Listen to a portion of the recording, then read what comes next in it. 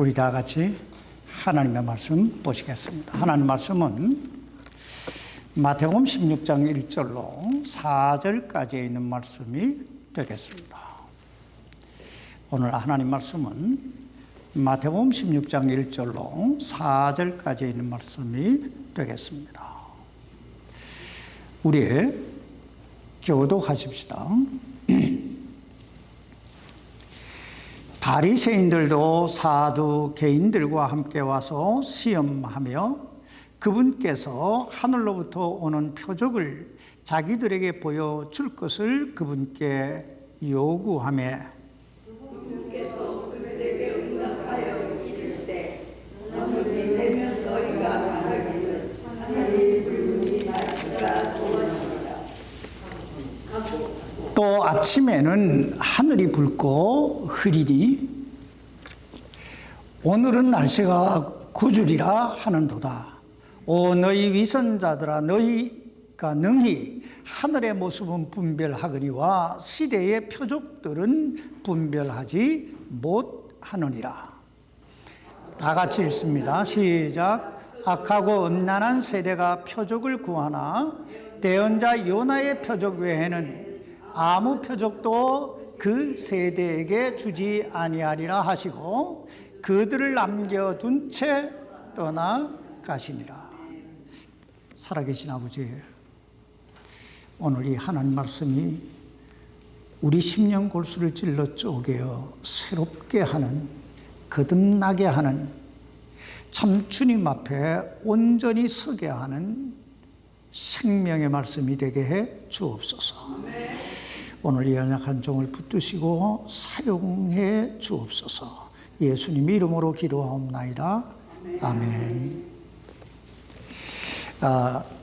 오늘부터 우리들이 살펴보게 될 이 마태복음 16장은 예수님의 공생의 사역 가운데 가장 중요한 신앙이란 무엇인가, 믿음이 무엇인가에 대해 말씀하고 있습니다.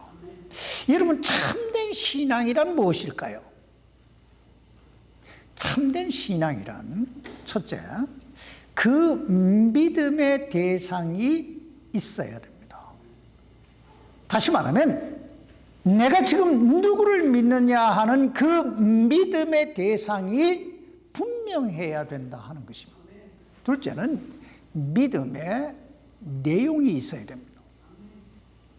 즉 내가 누구를 왜 믿느냐 하는 그 믿음의 내용, 믿음의 목적, 믿음의 이유가 있어야 된다 하는 것입니다. 셋째는 믿음의 방법이 있어야 됩니다. 다시 말하면 내가 어떻게 믿을 거냐, 어떻게 믿음의 생활을 해야 할 것인가 하는 그 방법이 있어야 된다는 거예요. 우리가 오늘 이 세 가지를 마음속에 새기면서 오늘 본문 말씀을 보십시다. 오늘 본문 말씀에 보면 영적 어두움에 사로잡혀 있는 두 부류의 사람들을 보게 되는데, 하나는 바리새인들과 사두개인들이고 또 한 부류는 예수님의 제자들입니다. 이 부분은 대단히 중요한 부분이기 때문에 두 주간에 걸쳐서 말씀을 나누도록 하십시다. 아마 이 세상에서 가장 안타깝고 가장 불쌍한 사람이 있다면 눈은 있으나 보지 못하는 사람일 거예요. 근데 그 중에서도 가장 불행하고 가장 비극적인 사람은 육신의 눈은 있는데 영적인 눈이 어두워진 사람.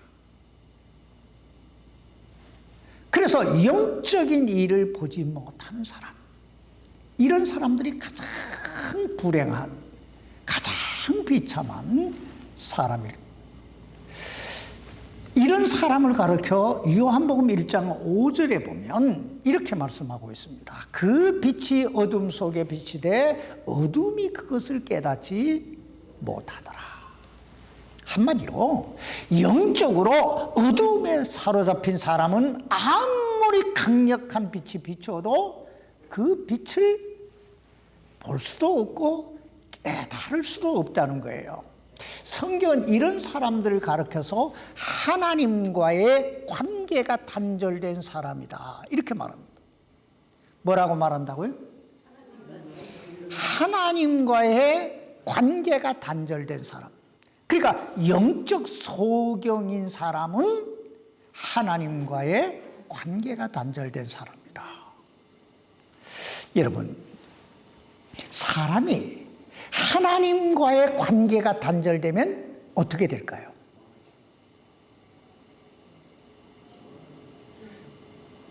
사람이 하나님과의 관계가 단절되면 첫째, 죄 아래 있게 되고 죄인 그대로 있게 되고, 둘째는 저주 아래 있게 되고, 셋째는 둘째 사망 곧 심판과 더불어 지옥불 속에 던짐을 받게 된다 이렇게 말씀하고 있습니다. 그런데 이 영적 어두움에 잡힌 사람들 가운데도 두 부류의 사람들이 있는데, 한 부류의 사람은 깨우쳐주면, 가르쳐주면 그 영적 무지, 영적 어두움에서 서서히 눈을 뜨는 사람이 있고, 또 한 부류는 아무리 가르쳐줘도, 아무리 말씀을 전해줘도 그 영적 어둠에 푹 빠져서 전혀 보지 못하는 부류의 사람들이 있습니다. 오늘 본문에 나오는 이 바리새인들과 사두개인들이 바로 이런 부류의 사람들이었습니다. 오늘 여러분은 어떻습니까? 이 하나님의 말씀을 들을 때마다 어떤 영적 세계, 하나님의 세계에 대해서 조금씩 깨달아지고 이해가 되고 믿음이 자라가고 있습니까? 아니면 아무리 들어도 감동도 없고 그냥 예배당에 괜히 왔나? 집에서 쉴걸? 이러고 있습니까? 오늘 이 말씀 속에서 오늘 우리 자신의 그 어떤 영적 상태들을 다시 한번 점검해 보십시다. 먼저 오늘 본문 여기 마태복음 16장 1절 말씀을 다시 보시기 바랍니다. 바리새인들도 참 시작이 아주 묘해요.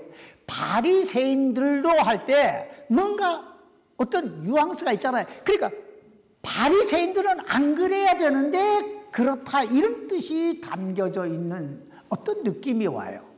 자, 바리새인들도 사두개인들과 함께 와서 시험하며 그분께서 하늘로부터 오는 표적을 자기들에게 보여줄 것을 그분께 요구하며, 여기 바리새인들과 사두개인들이 등장합니다. 이 바리새인들과 사두개인들은 그 당시 유대 사회에서 종교적 그리고 정치적 지도자의 위치에 있었던 사람들입니다.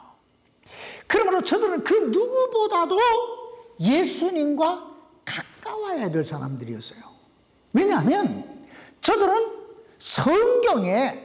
이 성경에 대해서 가장 박식했던 그런 사람들이었기 때문입니다. 그럼에도 불구하고 그 누구보다 예수님과 멀고 멀었던 사람들이 바로 바리새인들과 사두개인들입니다. 그렇다면 왜 저들은 예수님을 이토록 배척했을까요? 바리새인들과 사두개인들이 예수님을 배척했던 이유는 첫째, 저들은 이 하나님의 말씀보다 자기 생각, 전통적으로 내려오는 자기 관습, 자기 지식에 더 사로잡혀 있었기 때문입니다. 다시 말하면 저들은 하나님께서 지금 뭐라고 말씀하시는가에 대해 별로 관심이 없었다는 거예요.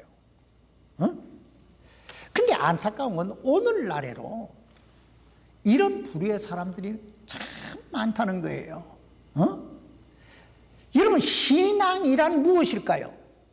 신앙이란 나 자신을 내려놓는 거예요. 내 생각을 내려놓고, 내 지식을 내려놓고, 내 경험을 내려놓고, 하나님께서 지금 나에게 뭐라고 말씀하시는가? 여기에 귀를 기울이는 거예요.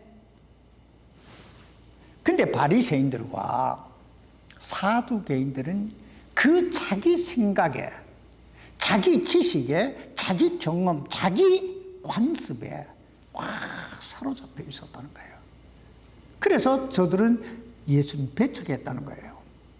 두 번째, 바리새인들과 사두개인들이 예수님을 배척했던 이유는 하나님의 뜻, 하나님의 관심, 하나님의 이 말씀보다 자신들의 어떤 권위, 자신들의 부에 더 관심이 있었기 때문입니다.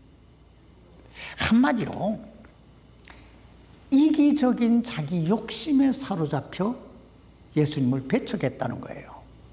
우리는 그 사실을 마태복음 27장 18절 이하에서 보게 되는데, 그곳에 보면 빌라도가 그 당시 제사장들과 장로들이, 즉 바리새인들과 사두개인들이 예수님을 그 십자가에 못 박으라고 잡아온 그 이유에 대해 이렇게 말합니다. 이는 그들이 시기로 인해 그분을 넘겨준 줄을 그가 알았기 때문이더라. 여러분, 왜 저들이 예수님을 십자가에 못 박으라고 넘겨줬다고요? 시기로 인해. 그렇다면 여러분, 인간의 마음속에 언제 이 시기심이 들어올까요? 언제 들어올까요? 인간의 마음속에 시기심이 생기는 건요, 대체적으로 자기 욕심, 이기적인 자기 욕심 때문에 생기는 것입니다. 그 당시 예수님의 인기는 그야말로 하늘 높은 줄 모르고 치솟고 있었어요. 그분이 가시는 곳마다 수많은 군중들이 모여들었어요. 우리가 지난주에 봤잖아요. 그때 몇 명이 모였어요? 거의 2만 명이 넘는, 여자와 아이를 제외하고 예수님이 떼어주시는 물고기와 빵을 먹은 자가 몇 명이요? 4,000명이요. 남자만.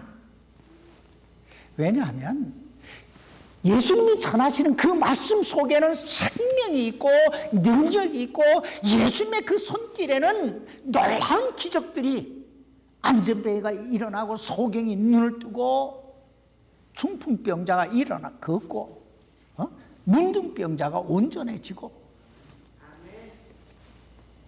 이런 예수님의 행적을 보면서 저들 마음속에 어떤 불안이, 어떤 위기감이 찾아오기 시작한 거예요.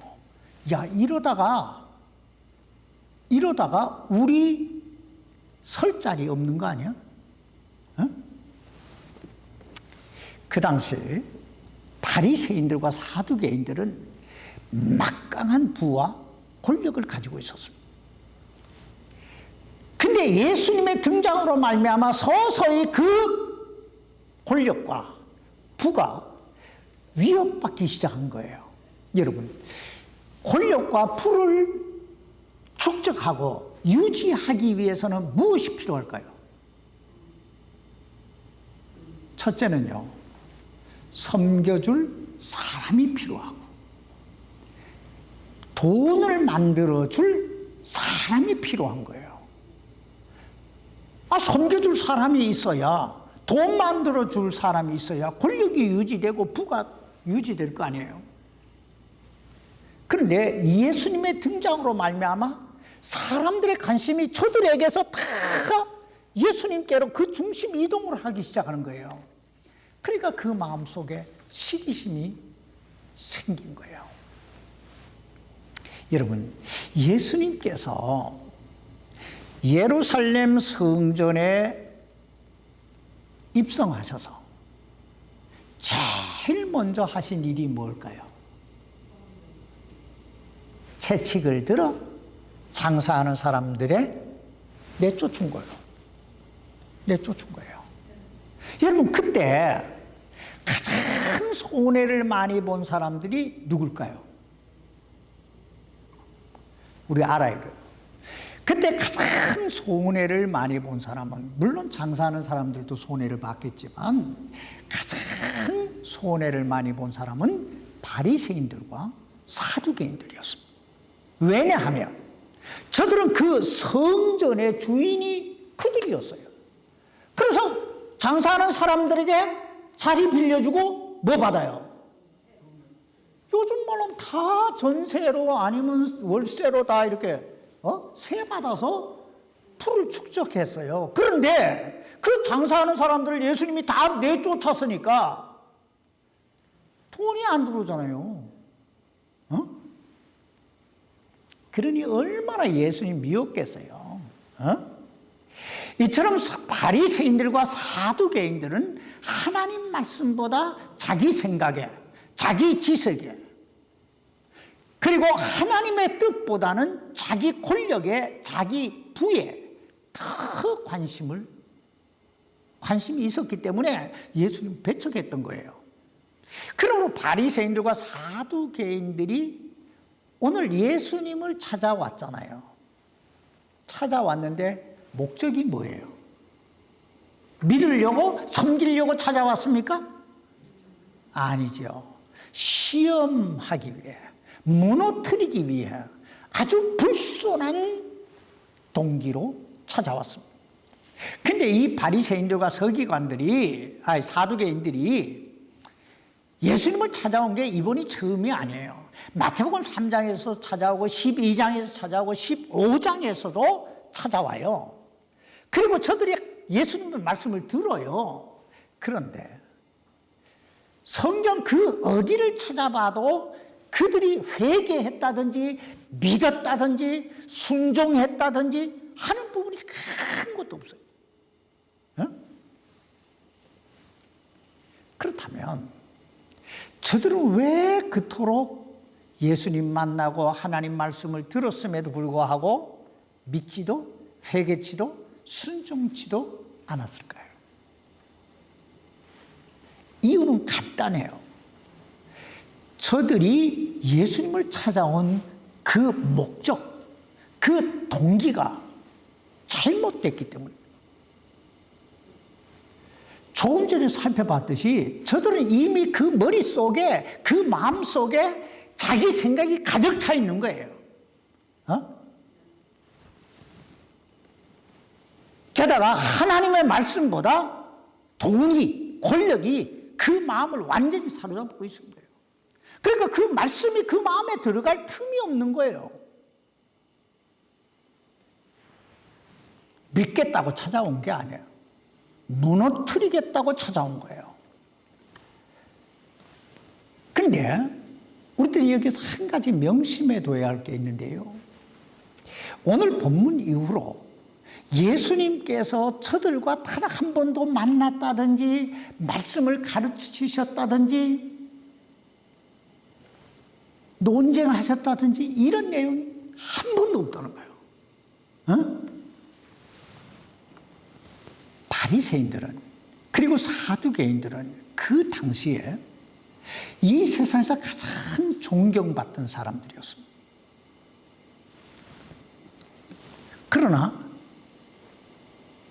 하나님 편에서 보면 한없이 불쌍했던 사람들이에요. 왜냐하면 저들은 버림받은 사람들이기 때문에. 버림받은 사람들.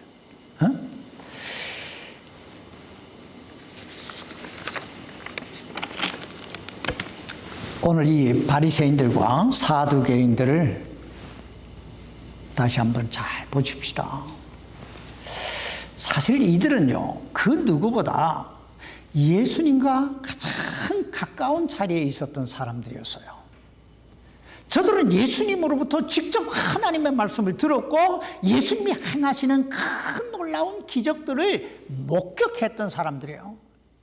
그럼에도 불구하고 저들이 버림받을 수밖에 없었던 것은 너무 자기 생각이, 자기 고집이 너무 이기적인 욕심에 사로잡혀 있었기 때문에. 응? 그러므로 사랑하는 성도 여러분, 내 안에 있는 나를 내려놔야 돼요. 어? 내 생각을 내려놓고 내 지식을 내려놓고 내 경험을 내려놓고 내 이기적인 욕심을 내려놓고 지금 주님께서 나에게 뭐라고 말씀하시는가에, 성령께서 내 마음속에 어떤 감동을 주시는가에, 주님의 뜻이 뭔가에 우리의 관심을 가져야 돼요. 응?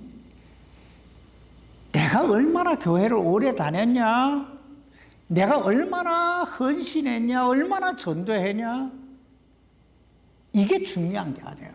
정말 중요한 건 내가 예수님 안에 있느냐, 어? 내가 구원받은 하나님의 자녀로 거듭나 있느냐 하는 거예요. 응?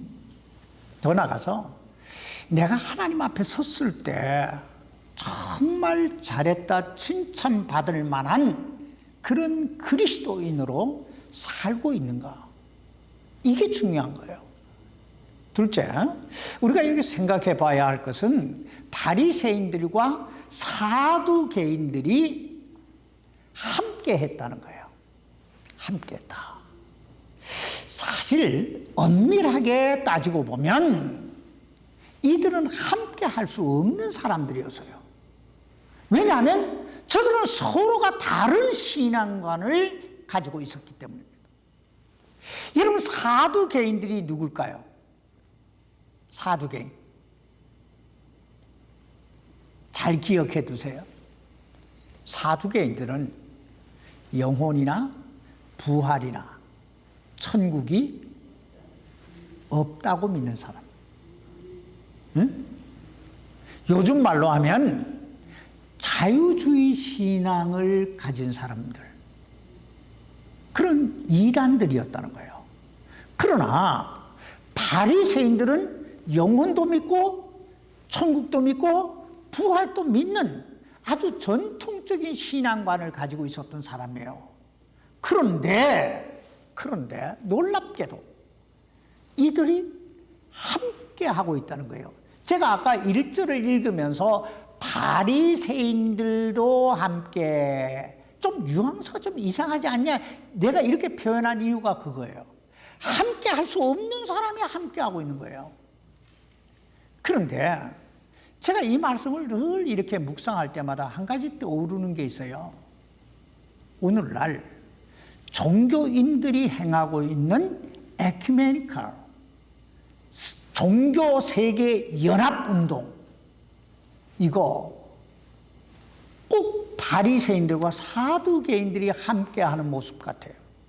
함께 할 수 없는 사람들이 함께하는 거예요. 여러분, 어떻게 하나님을 믿는 사람과 하나님을 믿지 않는 사람들이 함께할 수 있습니까? 그리고 그 안에 어떻게 구원이 있을 수 있습니까? 우리는 하나님은 한 분이시요 삼위일체 하나님이시요 예수 그리스도의 동정녀 탄생과 예수 그리스도의 십자가의 대속의 죽음과 부활을 믿는 사람들입니다. 그리고 누구든지 그 예수 그리스도의 대속과 부활을 믿는 자는 구원받는다. 하나님의 은혜로 구원에 이르게 된다고 믿는 사람들이에요. 근데 어떻게 그 예수를 안 믿는 사람들과 함께 할 수 있겠어요? 아무튼 저들이 함께해서 예수님을 찾아왔잖아요. 찾아왔는데 왜 찾아왔습니까? 시험하기 위해 찾아왔는데 저들이 시험하기 위해 요구한 게 뭐예요? 표적을 보여달라는 거예요. 내가 요즘 우리 손집사님 때문에 참 신이 나요. 목사가 설교하면 캐치를 하고 가는 거예요. 이게 중요한 거예요. 뭐 하지? 빨리 안 끝나. 이러고 있으면 이거 목사가 다 알아요. 여기 있는 목사는 귀신같이 알아요. 하늘로부터 오는 표적. 사실 이거 대단히 중요한 거예요. 대단히 중요한 거예요. 그 당시 바리새인들은 하늘로부터 오는 표적이 있다고 믿는 사람들이었어요. 근데 문제는 뭐냐 하면 저들은 지금 예수님이 행하시고 있는 그 기적들은 하늘로부터 온 기적이 아니라 땅에서부터 온 기적이라고 생각하고 있었다는 거예요. 뭔 얘기냐? 마귀도 그런 표적은 얼마든지 행할 수 있다. 그래서 선입견이 무섭다는 얘기예요. 선입견이. 반대로 사두개인들은요, 기적은 없다고 믿는 사람이에요. 표적은 없다. 왜? 부활을 안 믿으니까. 자, 그럼에도 불구하고 저들이 표적을 요구한 이유는 사두개인들이 요구한 이유와 바리새인들이 요구한 이유가 서로 달라요. 사두개인들은 표적을 안 보여주면 봐라, 우리가 뭐라고 했냐, 이거 얻으려고 표적 달라는 거고, 바리새인들은 또 다른 생각이에요. 그럼 이런 악한 이 악의 산처들의 요구에 대해 예수님 뭐라고 말씀하십니까? 여기 2절로 3절 말씀 보세요. 그분께서 그들에게 응답하여 이르시되 저녁이 되면 너희가 말하기를 하늘이 붉으니 날씨가 좋으리라 하고 또 아침에는 하늘이 붉고 흐리니 오늘은 날씨가 구주리라 하는도다. 오 위선자들아, 너희가 능히 하늘의 모습은 분별하거니와 시대의 표적들은 분별하지 못하느냐. 너희가 능히 하늘의 모습은 분별하거니와 시대의 표적들은 분별하지 못하느냐. 이것이 오늘 하나님께서 우리에게 주시는 경고의 메시지예요. 너희가 능히 하늘의 모습, 즉 이 세상 돌아가는 건 다 그렇게만 눈을 뜨고 불을 켜고 관심을 갖고 바라보면서, 왜 하나님의 일에는, 하나님의 때에는, 영적인 일에는 왜 그렇게 무관심하냐 이거예요. 여기서 시대의 표적이라고 하는 말은요, 구약 성경에 나오는 내용을 얘기하는 거예요.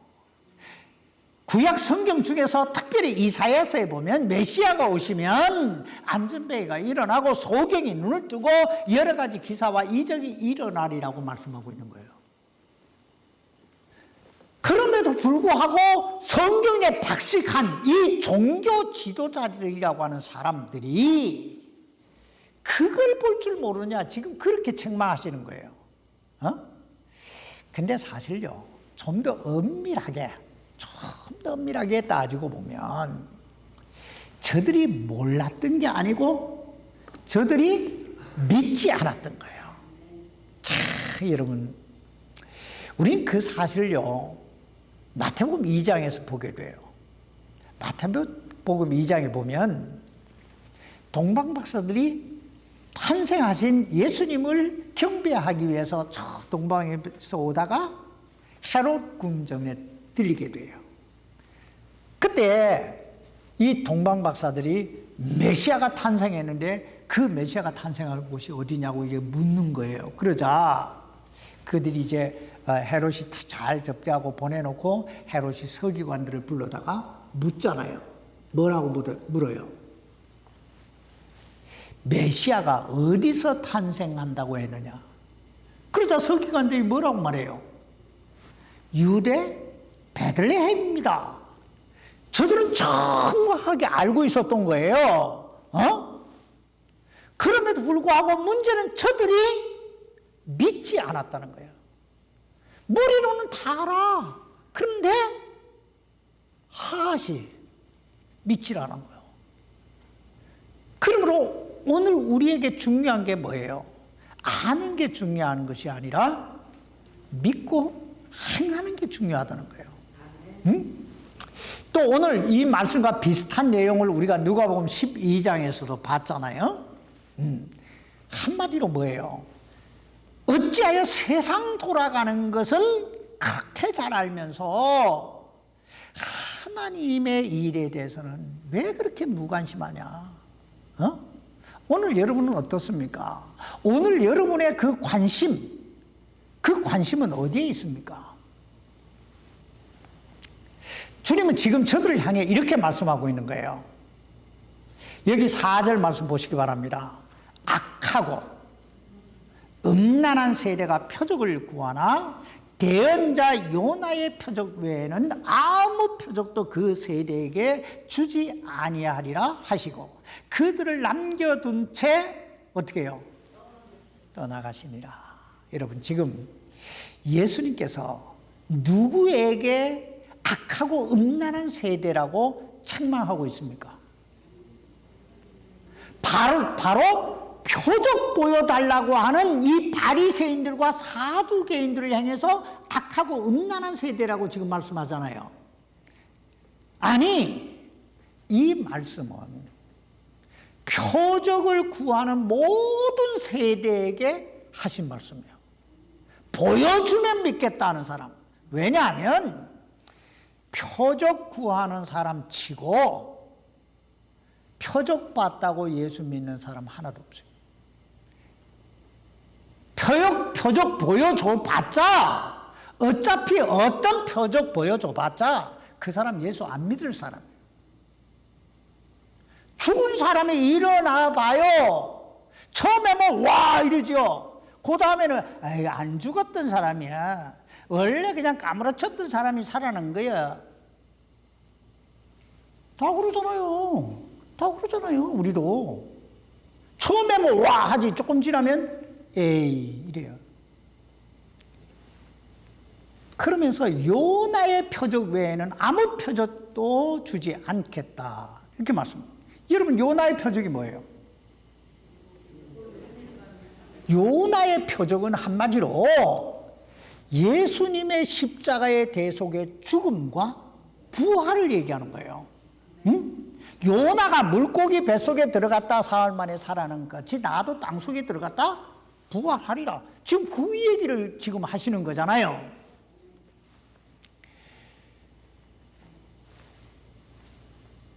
여러분, 기적 중에 기적, 표적 중에 표적이 뭘까요?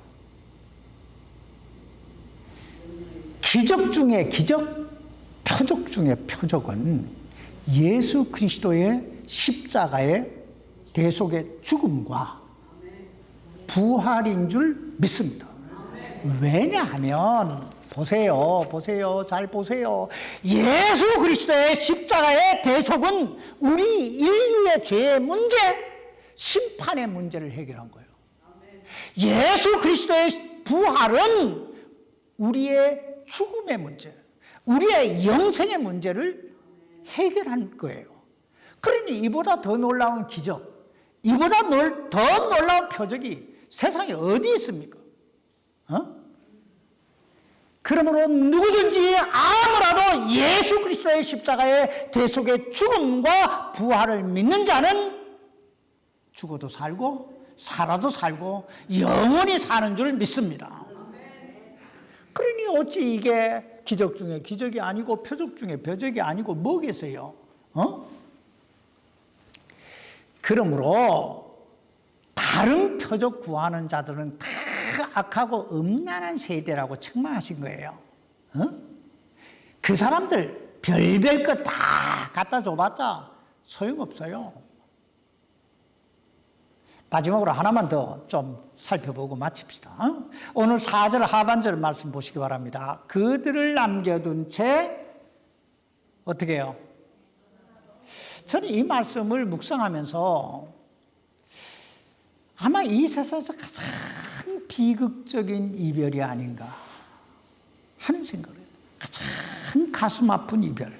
왜냐하면 이 이별은 영원한 심판으로 향하는 이별이기 때문에. 에? 그때 저들을 떠나시면서 예수님의 마음이 얼마나 아프셨을까요?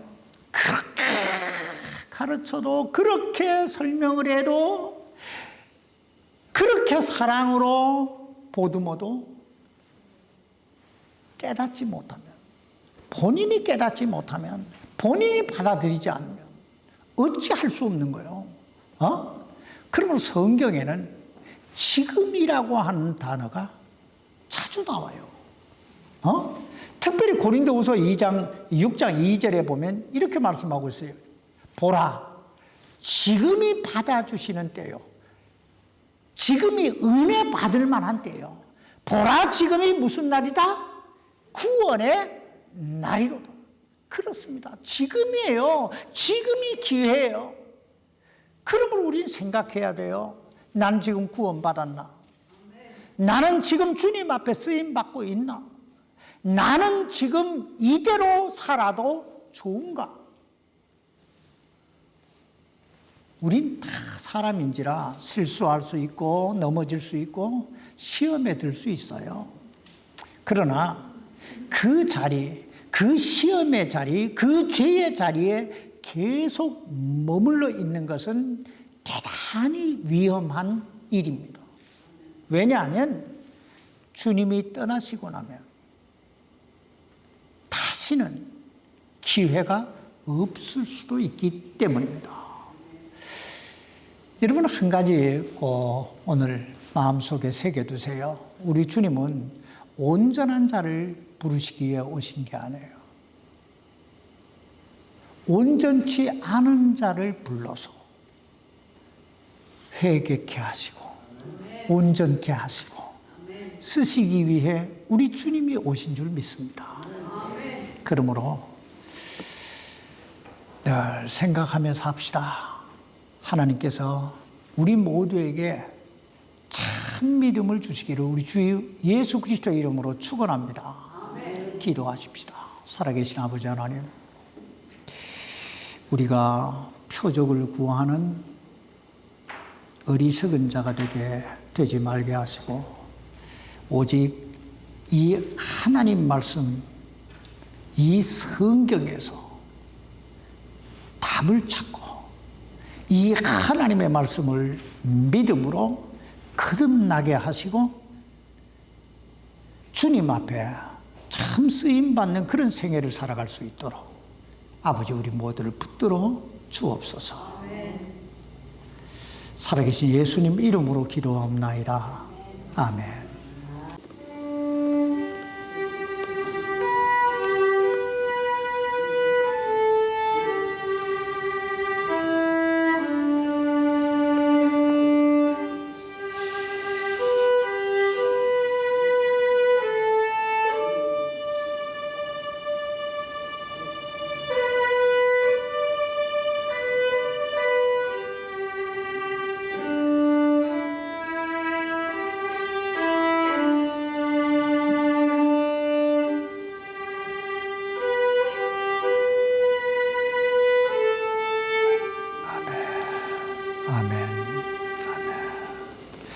이상으로